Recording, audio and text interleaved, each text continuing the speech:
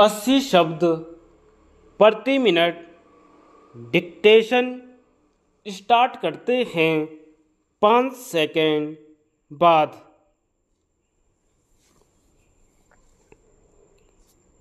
अध्यक्ष महोदय, चीन ने समाजवाद का एक रूप अपनाया, भारत ने दूसरा।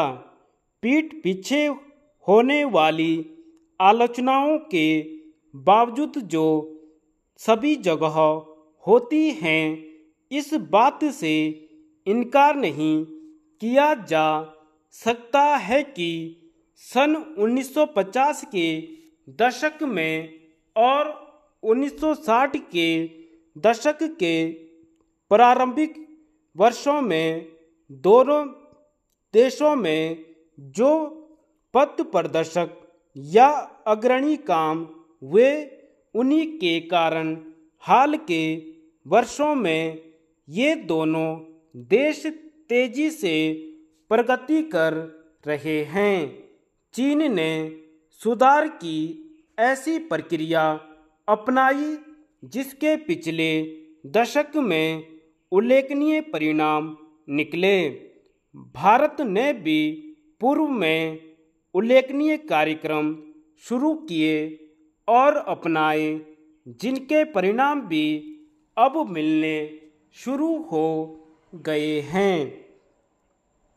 यद्यपि चीन और भारत दोनों ने भिन्न भिन्न विकल्प चुने, राष्ट्र निर्माण के प्रयासों के लिए भिन्न सामाजिक व आर्थिक उपाय अपनाए, तथापि दोनों का उद्देश्य एक ही था, अपने अपने समाजों का आर्थिक विकास और जनता को खुशहाल बनाना।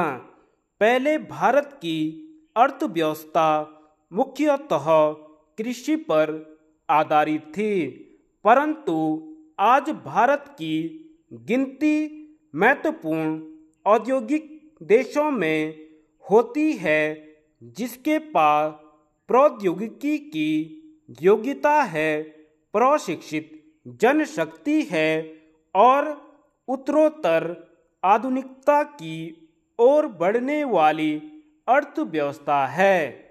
एक ओर तो हमारी अर्थव्यवस्था में विविधता आई है और दूसरी ओर उसमें ऐसा समन्वय स्थापित हो गया है जिसमें आर्थिक गतिविधियों के विभिन्न क्षेत्रों का विकास संतुलित रूप से हो रहा है और ऐसा करते समय प्राकृतिक साधनों, जनशक्ति संतुलन, उत्पादकता के सामान्य सिद्धांतों और उपभोक्ता की संतुष्टि को ध्यान में रखा जाता है।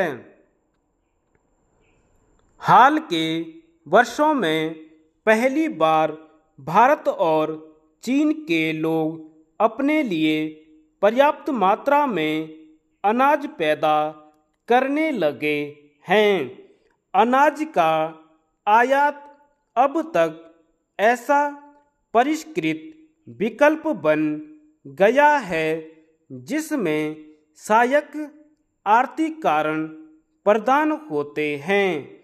हमारे फुरके उपनिवेशवाद और उपनिवेशवाद के तुरंत बाद के समय में 100 वर्ष से भी अधिक समय तक हजारों लाखों लोगों को भूख से तड़प तड़प कर मरते हुए देखते रहे, पर आज हमारे लोगों को इसकी कोई चिंता नहीं होती।